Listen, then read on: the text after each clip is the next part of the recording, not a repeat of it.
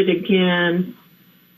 I believe Vice Mayor Bruner is sort of in transit, so she let me know she might be a little bit slow coming back on, but we'll go ahead and get started. So appreciate everybody. Again, another short break. So I'm going to go ahead and restart the meeting. We are now on agenda item number 21. This is the ordinance amending chapter 6.36 of the Santa Cruz Municipal Code relating to camping services and standards. For members of the public who are streaming this meeting, if this is an item you want to comment on, now is the time to call in using the instructions on your screen. The order tonight will be a presentation of the item by staff, followed by questions from the council. We will then take public comment and then return to the council for deliberation and action. Please note the following for this item. Public comment will be limited to 1 hour. Each person will have 1 minute to speak, and the groups who have requested extra speaking time will have 2 minutes. And those groups will include the Seabright Strong will be first for extra time. Next will be the Santa Cruz Business Council. Third will be Stepping Up Santa Cruz, and fourth will be West Side Cares. Those will be the folks with the extra time. I'll take you first at the beginning of the public comment period. Okay, so I will go ahead and we're going to turn this over to the staff. And just for council members tonight, I will try to just try to manage as much as possible the amount of time you know, that we spend, you know, with our deliberations, just so that we have enough time to really get through the item at an hour and respectful of people watching tonight in terms of the outcome. So I'm going to try to move away from a lot of the extensive back and forth if we can. And I'll just be sort of watching to make sure everybody's queued up and got enough time to do what they need to do with regards to asking questions and making comments, so that there's enough time between all of us to get our thoughts and questions out in a timely and hopefully efficient manner between all of us. So with that, I will go ahead and turn this over. This is item 21, the ordinance amending chapter 6.36 of the Santa Cruz Municipal Code relating to camping services. And our presenter tonight will be Lee Butler, the Director of Planning and Community Development and Homelessness Response. Thank you, Lee. Thank you, Mayor Myers, and good afternoon, council members. I am going to share my screen here. Give me just a moment.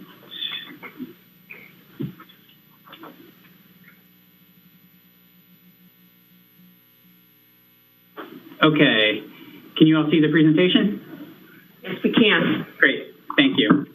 All right, this evening we are talking about the new camping services and standards ordinance, and I'm going to focus on a number of things. First off, providing a bit of the context around homelessness response. I'm going to talk a little bit about city services and investments. I'll provide an overview of the ordinance, and I'll do a brief series of next steps. I will try to go through this quickly to reserve a lot of time for council deliberation and public input.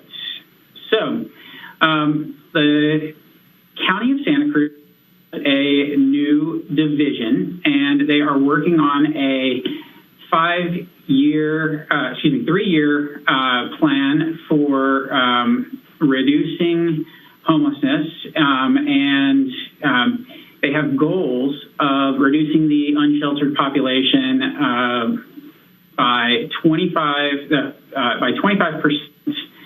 Over the overall homeless population, and 50% for the unsheltered population by 2024. And you can see the main categories on the slide here of how they are proposing to accomplish that.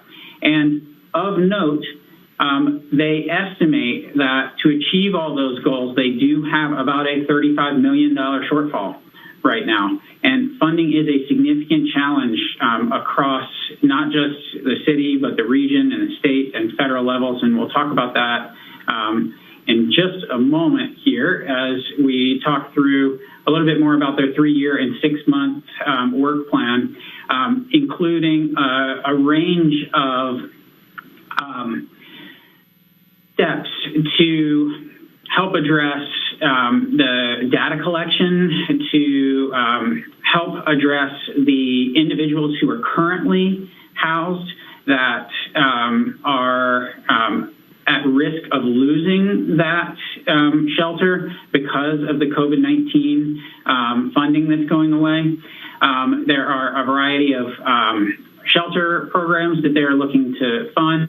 They're looking at permanent supportive housing, for example, and how that can be funded. And with respect to that $35 million shortfall that I referenced, it's worthwhile to note that just today, the governor released a statement that spoke about a $12 billion statewide package that the governor is releasing to address homelessness statewide. That was just released today, and so we'll have to see how that impacts Santa Cruz, but it's a great step in the right direction because funds for these facilities are just really, really needed. It's important to distinguish the different roles that the county and the city have, and the county is related to health and housing and human services, so mental health services and addiction services and medical services, those rest with the county. The city's roles and responsibilities are more on the property management of the city's properties and regulation and enforcement, the rules that are in effect. And we serve as a conduit, as a pathway to the county services. And some of what this ordinance has included does actually achieve that goal of facilitating connections between homeless individuals in our community and the county services our county offers. Some of the things that we do as a city, we invest in outreach programs, primarily at the county, but also in nonprofit organizations, specifically in the city, like the Downtown Streets team. We invest in like rental assistance monies, and we invest in infrastructure, like the hygiene bays at Housing Matters, and shelters and safe parking, affordable housing development, and of course, federal and state advocacy. And all of these are pieces of the puzzle that we, in our role, to support as a means to provide services to and assist those who are homeless in our community. So moving to the ordinance itself, there are 4 primary goals: eliminating the impacts of large encampments, a time, place, and manner for how camping can occur. Again, helping support people on their path to county services, and then making sure that we've got a ordinance that is both effective and legally sound. So we have a couple of updates. The first one was really a part of the prior ordinance as well, but it's paired with the second one differently. So the prohibition of daytime camping remains when a storage program has been put in place. And the biggest change as part of this proposed ordinance, the draft that's before the council, is the prohibition of nighttime camping throughout the city when there are available alternative sleeping locations that can be offered to an individual. And so that's the primary change, and that has changed a number of the sections, mostly 6.3, 6.040, related to prohibited areas and 050 related to permitted areas for camping. We did receive a wide range of comments on the ordinance, and we've got 3 proposed edits, council's consideration, that I'll talk to you quickly about here. The first is related to personal effects. We heard a comment coming back saying, hey, shouldn't clothing be included there? And so under subcategory 5, under the definition of personal effects, we've added in recommendation to include clothing here for the council's consideration. Then under 6.3, 6.080J, this section says that when a encampment has been noticed for a week and belongings remain, that the city would be able to go in and remove those, cataloging them without, they're essentially considered abandoned. We are recommending, based on comments that we received, that this subsection be deleted. So if there are personal effects in the location, even if it's been noticed for over a week, this notice, to just allow the items to be thrown away would not be allowed. So we're just proposing to delete this section. And I can go back if you guys want to read this in detail, but that whole section is proposed to be deleted. And then the third one, we heard from the council to, when we establish this, and I'll note this is existing text, just so we're clear. We heard from the council when we established these 150 shelter or safe sleeping spaces in the city, that they shall not be located adjacent to residential neighborhoods or schools. And when we added this language, we specifically stated safe sleeping, and we received some comments about a subsequent section where this wasn't identified. And our first review was that, okay, first, but this just says safe sleeping. So what we're recommending is that down here where we talk about these, again, 150 spaces again,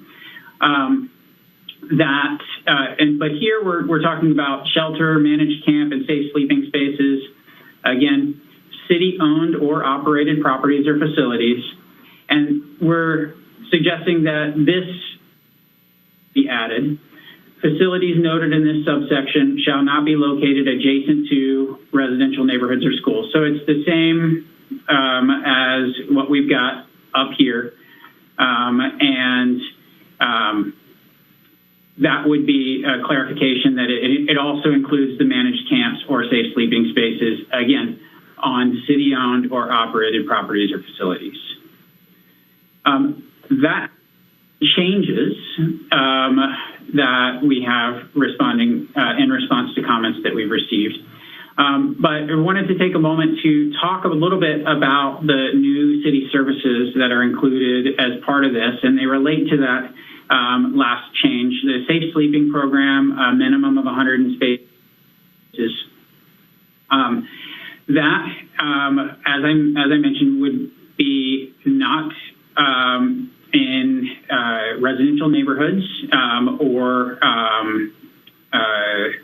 schools, and the way the wording is read is listed as adjacent to residential neighborhoods or schools, which can also equate to not being in. I think you might hear a question or comment from the public about wanting to add in as well.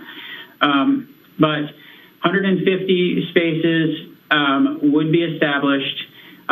There would also be a daytime storage program established.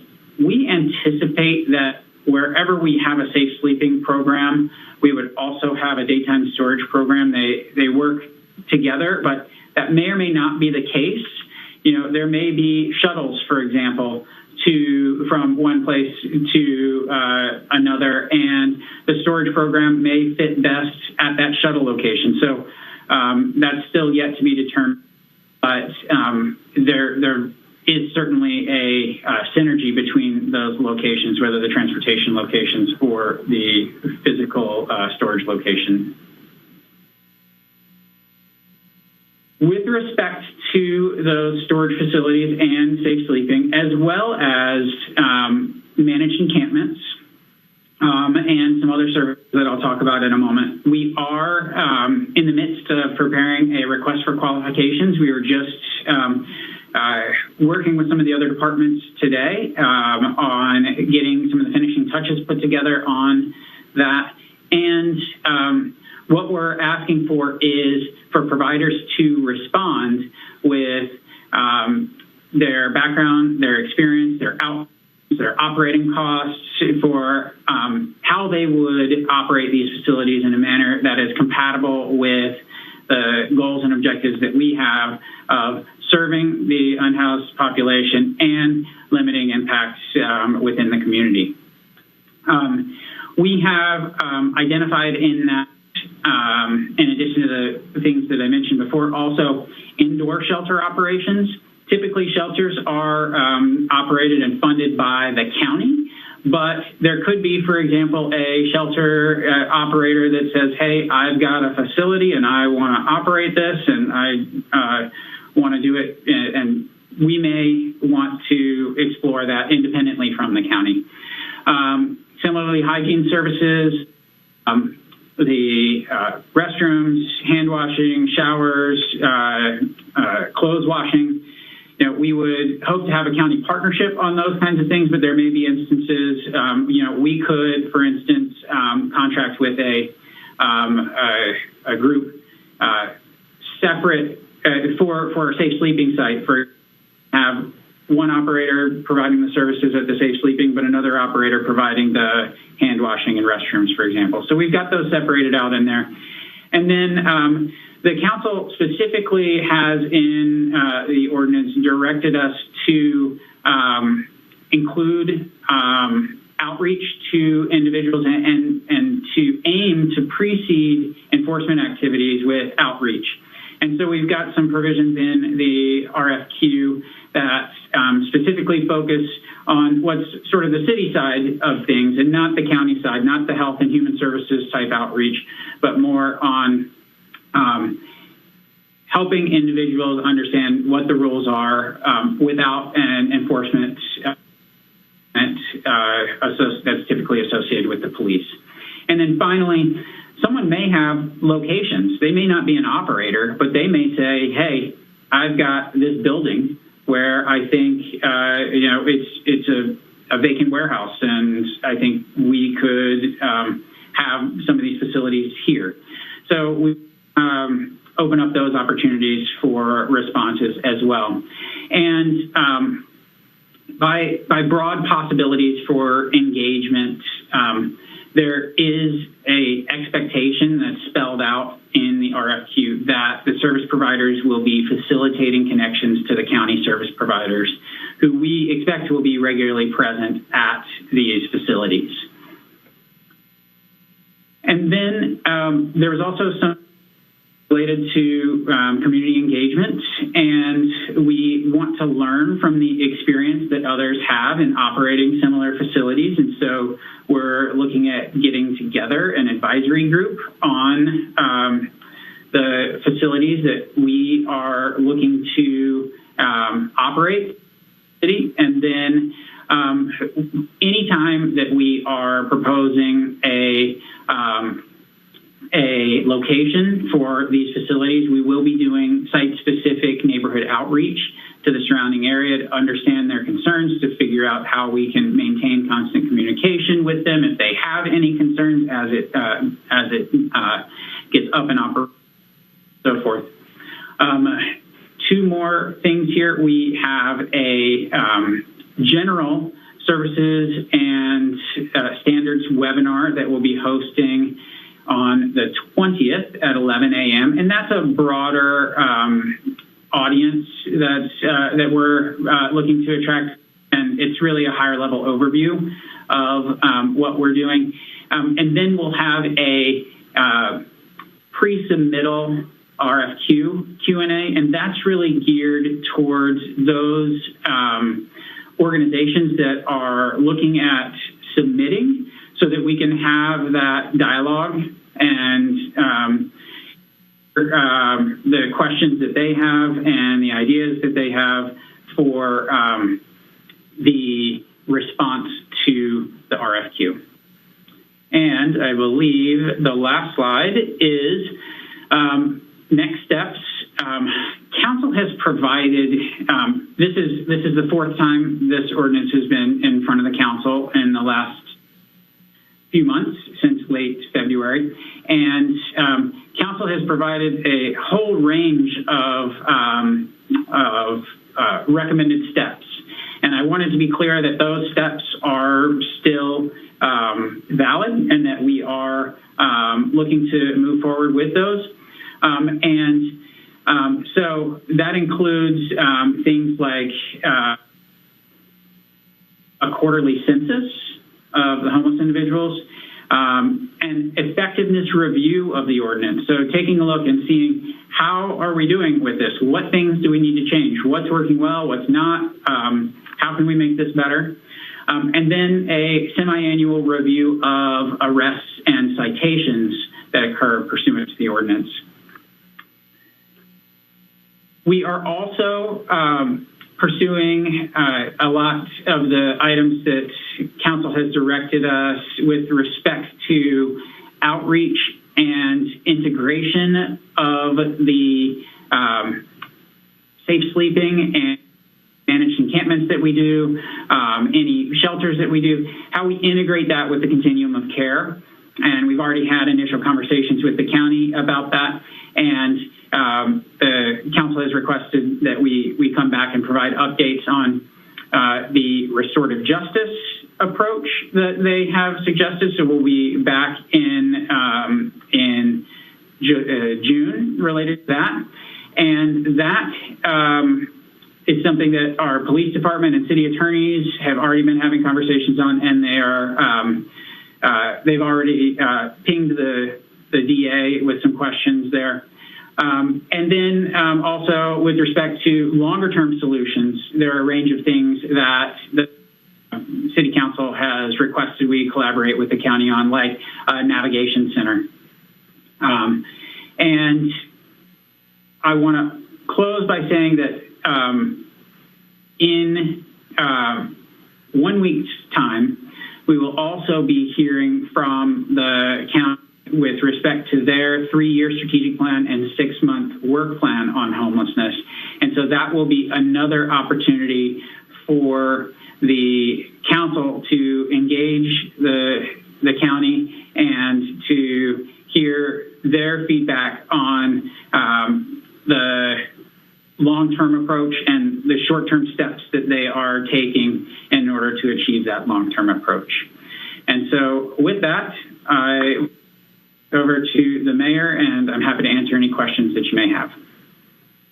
Great, thank you, Lee.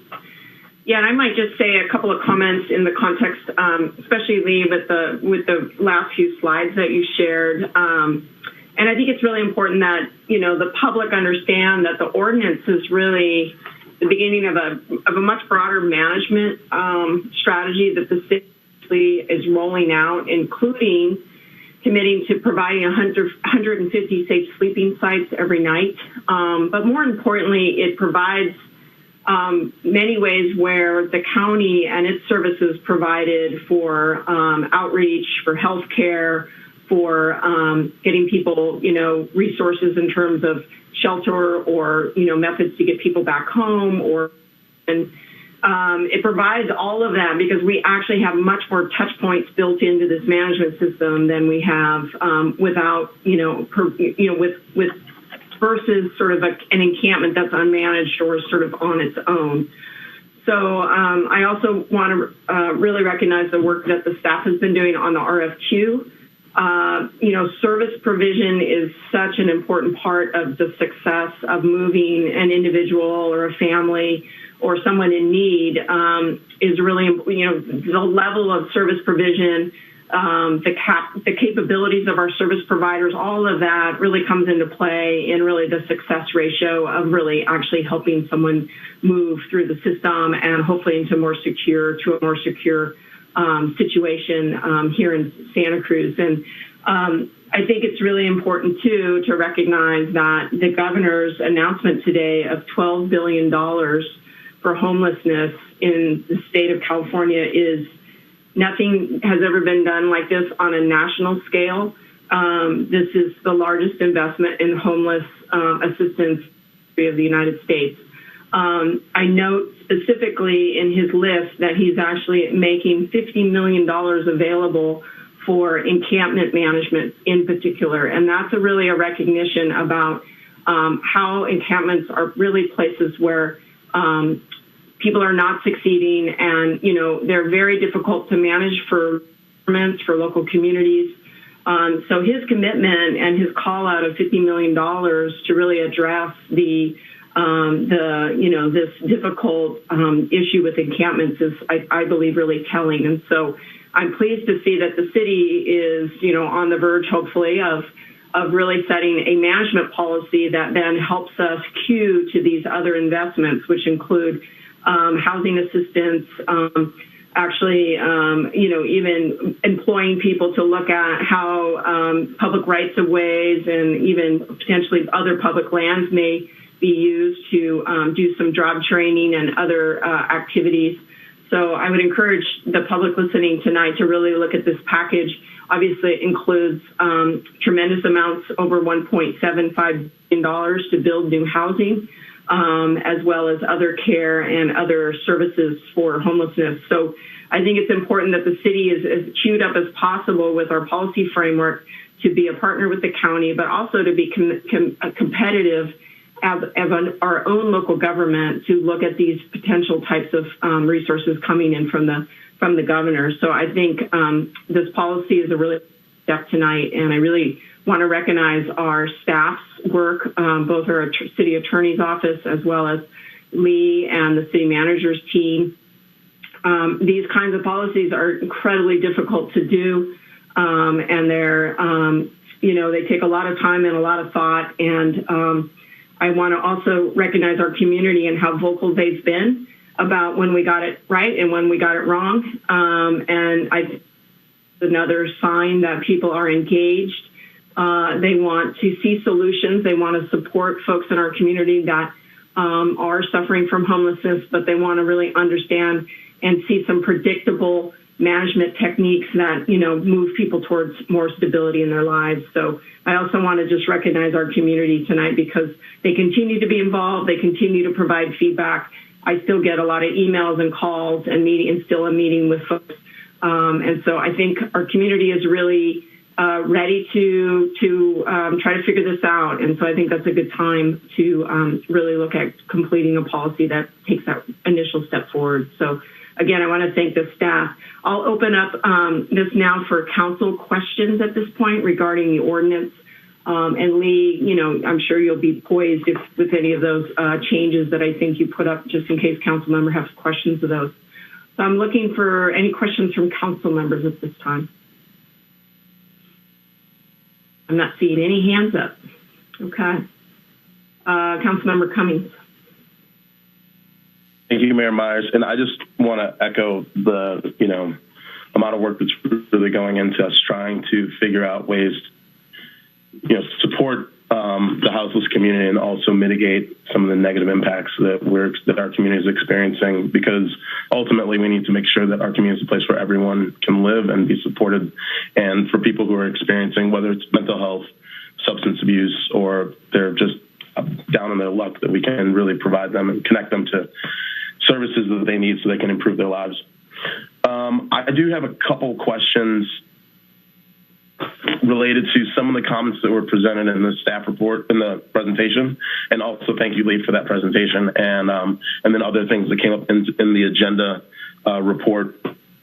My first question is, I'm just curious, so you mentioned that staff is still putting together the RFQ for the safe sleeping sites and for the storage program.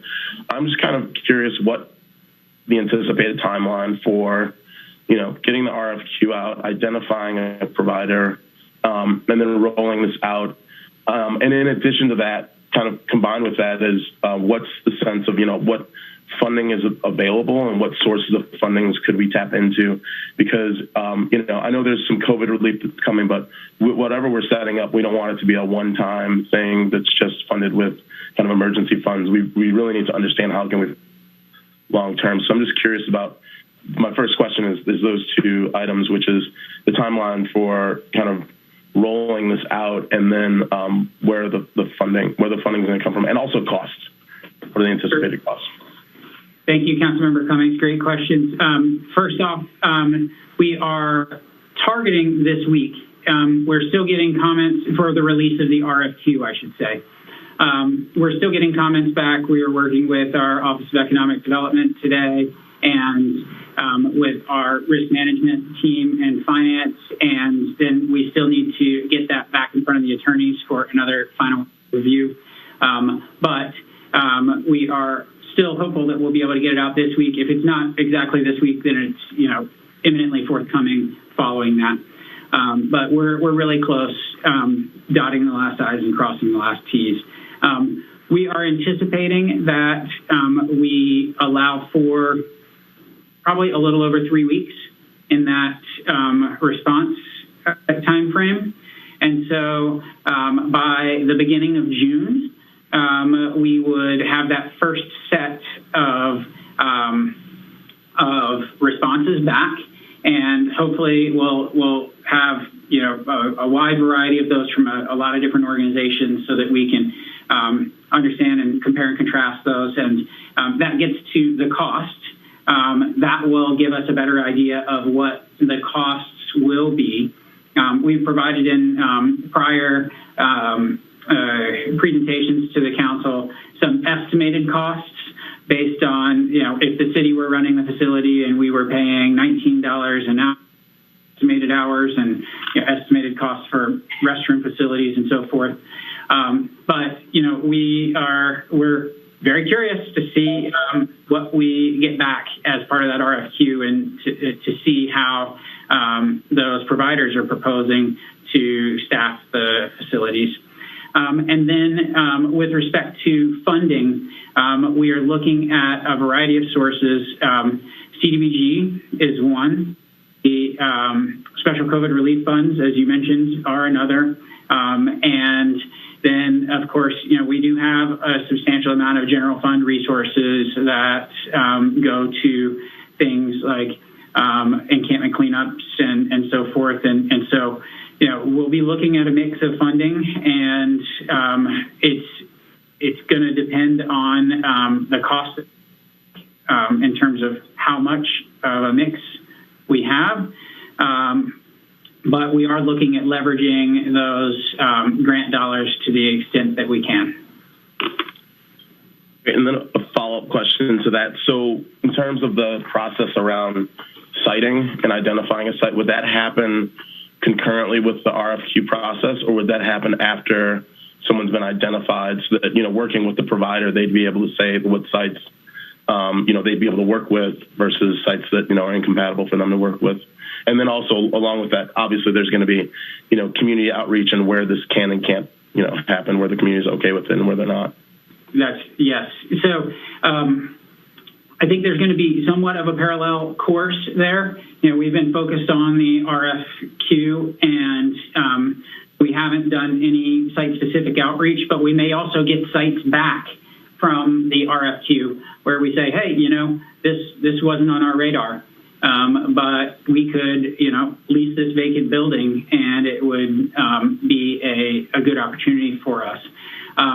So we do anticipate having somewhat of a parallel path on those. Once we get that RFQ out the door, then we can start looking at individual sites and start doing outreach to the surrounding areas. Great. And then I just have a couple other questions regarding the family. So there was in the agenda report, there was an item that came up regarding family shelters and really trying to deal with, how are we going to, one, direction around prioritizing homeless families. And then, at one point we talked about 150 safe sleeping sites. And then towards the end of the agenda report, it talked about breaking up those sites into potentially like 3 sites with 50 individuals at each site. And so I guess this is more of a comment than a question, but it might be worth us considering, that approach and having one site where it's families and children, since that's a concern, and that's one of the groups that we're really targeting. Or if that's not the case, is there a way for us to provide hotel vouchers? Because I know it was mentioned that the county is really trying to prioritize, I think it was like 120 families this year. And so if there's a way for us to work with the county and provide hotel vouchers for families, and then really connect them to services to get them into programs, that might be a way to address those issues around trying to, to prioritize homeless families.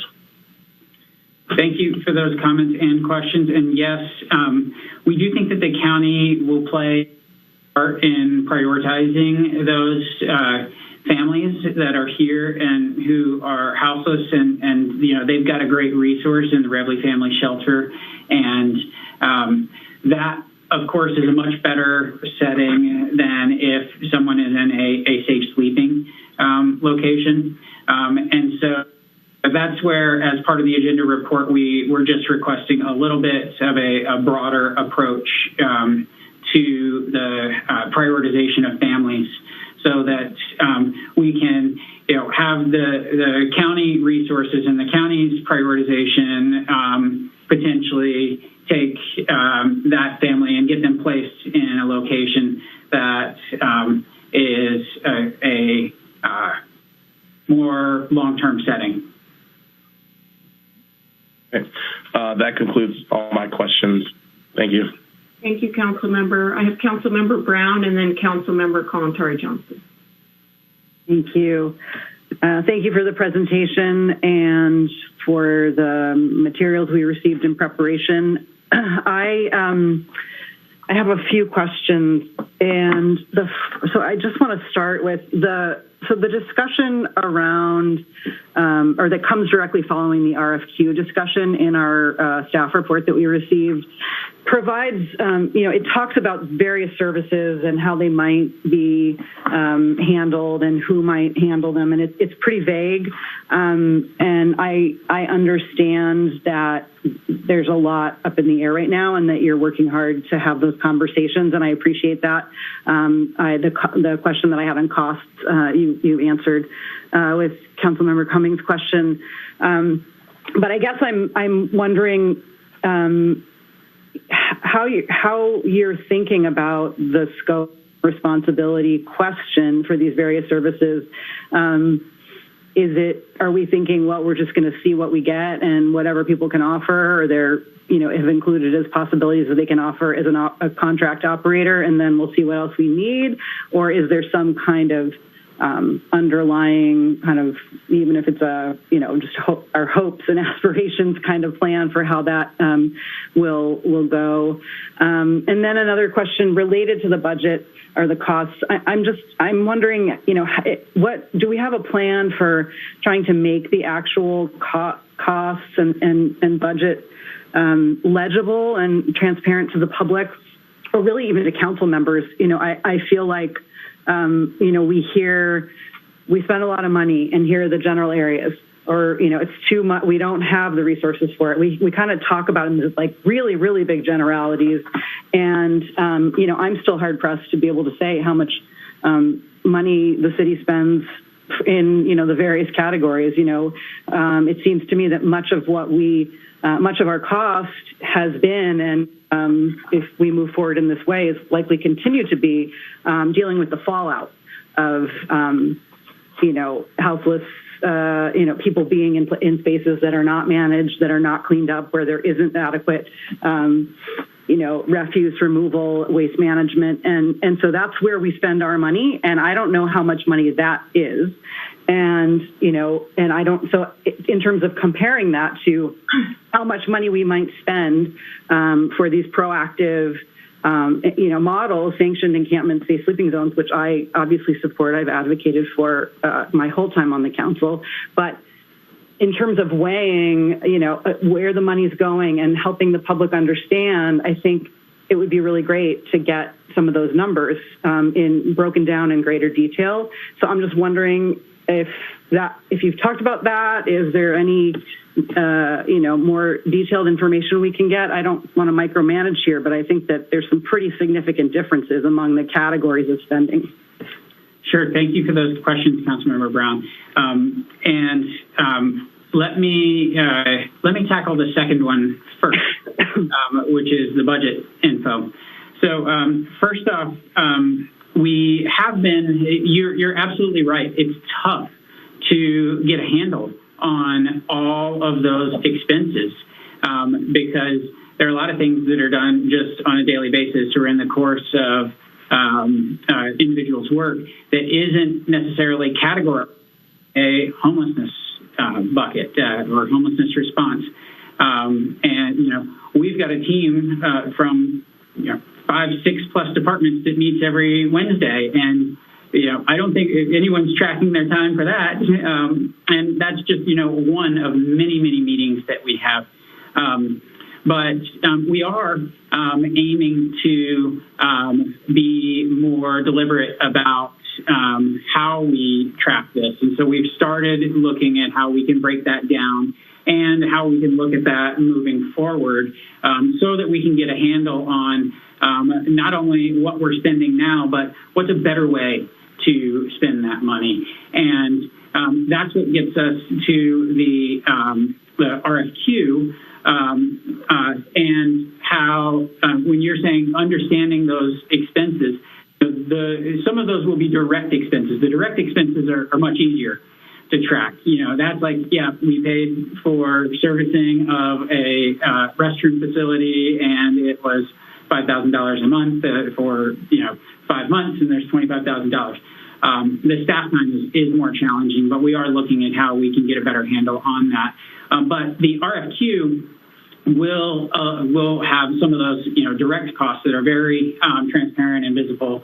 So that's something that we'll be able to share. And we've got some information on our website and the homelessness response page, but we don't have that comprehensive view that we're trying to work towards. And thank you for that, because that's something we want to do as well. Then with respect to the RFQ, you had some questions about that and how we're going to sort of gauge those responses that come in. So one of the things that we've got some of the standard things like, okay, what are your qualifications? Have you done these things elsewhere? But really want to look at is, what were the outcomes? How successful were you? How was this accepted in the community? What did you do to interface with the community to address any concerns that arose from, the person next door, or, and how do you address problematic behaviors?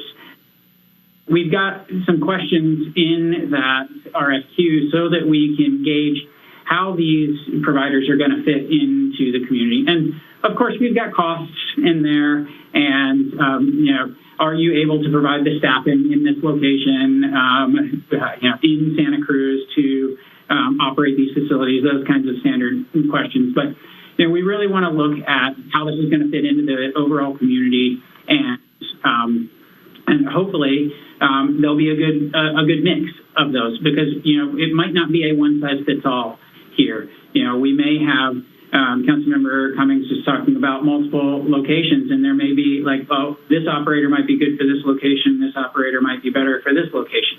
We're going to have to wait and see once we get the responses back. But you also mentioned like things being vague. We also want we are kind of intentionally being a little bit vague so that we can get some of those creative responses back. We don't want to necessarily dictate that someone has to provide this level of service 24/7.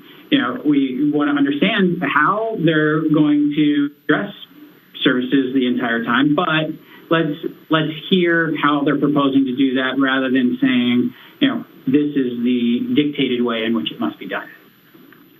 Thanks. I have one other question, and then I'll stop. This is related to the interface between the ordinance once it is goes into effect and the alternative, spaces that we can direct people to, or the city can direct people to, or people will be aware of. I realize that we are not. What we're doing here is not intending or trying to address the issue writ large. So if we have like 1,200, give or take, people unhoused, people in our community, and we're setting up 150 spaces, they're probably, they're going to get full, right? So I guess I'm just still trying to understand how that interface will occur so that we ensure that enforcement when people actually have a space. So I'm just trying to figure out how, kind of, as I'm sure you all are, in how that's going to work on the ground in real time. And I know there's no, definitive answer, but I'd love to hear how you're thinking about that a little bit. Thank you. Yeah, I'm happy to share. And you are, a little bus in terms of that. But what I'll say is we've talked about things like, all right, can we get an app that provides real-time information that each individual location then specifies that here's how many spaces we have available right now in real time. And then individuals out in the field have access to that, and they can slot specific individuals into those locations. And so that's how we've been talking about it. We haven't gotten to the point where we are, making that a reality, but we think that, that may be the approach that we ultimately move to. But, really that is sort of a next phase conversation. And it's one that we've touched on to make sure that, yes, we do need to do this. Is there a way that we can do it? Yeah, we can do something like this. But we still need to implement that, and we still need to figure out a lot of those logistics. And ideally, we would also have, the county, or if there is a nonprofit operator that isn't a city facility, that we get them connected into this.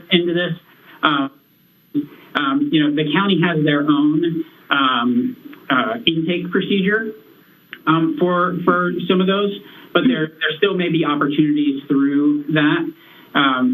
So we need to explore all those avenues, and the city-run facilities, that's going to be the easy part because we've got control over it. But like if we have a partner out there that's running these, like, are there barriers to entry, for example, that we need to be aware of? And so it starts getting a little more complex, and we'll have to work through that as we move forward. Thank you, Lee. I believe Councilmember Kalantari Johnson is next, and then I'm going to try to get us out to the public before it gets. Thank you. I'll be brief. I have many comments that I'll save until after public comment. I do want to just take a moment to acknowledge you, Lee, and the whole team I won't name all the names, but that you've worked with. What you guys have accomplished in the last few weeks is incredible. So I want to take a moment just to acknowledge that. I have one question. Can you describe what the selection process will look like for once we get the RFQ? Because hopefully we will get a good number of providers that will be interested. What does the selection process look like? Sure. So what we're anticipating is that we have a short list of vendors that we can then go to and say, all right, we've got a location. At this location, starting at this time, can you run a safe sleeping facility? And And then we'll get the more specifics on here's how much it would cost, and then we can weigh those options to say, here's the location. We are working to make sure that we want to make sure that we maintain grant eligibility for these. And so, we're working through some of those procedures. Now that's how we're envisioning that process.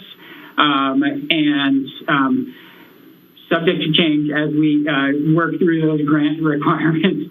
But that's what we're trying to do as some of the finishing touches on this to make sure that we can still use, for example, CDBG funds as we roll these out.